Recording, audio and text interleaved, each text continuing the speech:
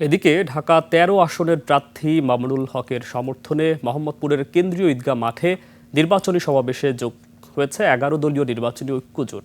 সমাবেশে প্রধান অতিথি হিসাবে যোগ দেবেন জামায়াতে ইসলামীর আমির ডক্টর শফিকুর রহমান।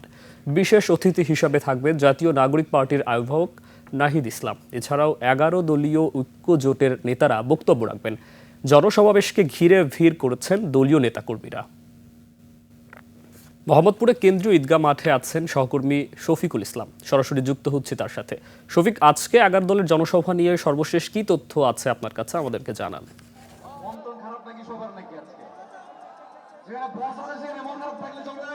ঢাকা ১৩ আসনের প্রার্থী অর্থাৎ খিলাফত মজলিসের যিনি আমির মামুনুল হক, তার সমর্থনে আজকে ১১ দলীয় নির্বাচনী ঐক্যজোটের জনসভা, এবং এই জনসভাতে জামায়াত ইসলামের আমির ডক্টর শফিকুর রহমান যোগ দিবেন।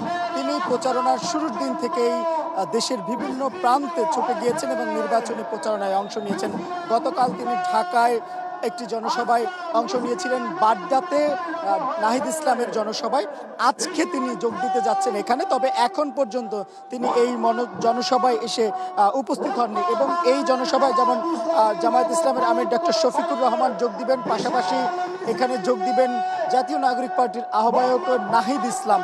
এবং এই ঈদগাহ ময়দানে ১০টা থেকেই মূলত আজকের এই জনসভা শুরু হয়েছে এবং এখন পর্যন্ত চলছে। তবে এখন পর্যন্ত শুধুমাত্র খিলাফত মজলিসের যে আমির আল্লামা মামুনুল হক অর্থাৎ ১১ দলীয় নির্বাচনী ঐক্যজোটের ঢাকা ১৩ এর প্রার্থী, তিনি যোগ দিয়েছেন। এছাড়া এখন পর্যন্ত কিন্তু অন্যান্য যারা রয়েছেন তারা কিন্তু উপস্থিত হননি। তবে এই মাঠে নেতাকর্মীরা যারা রয়েছেন খিলাফত মজলিসের পাশাপাশি অন্যান্য যারা রয়েছেন ১১ দলের, তারাও কিন্তু এসে উপস্থিত হয়েছেন এবং এখানে তারা বিভিন্ন ধরনের স্লোগান দিচ্ছেন।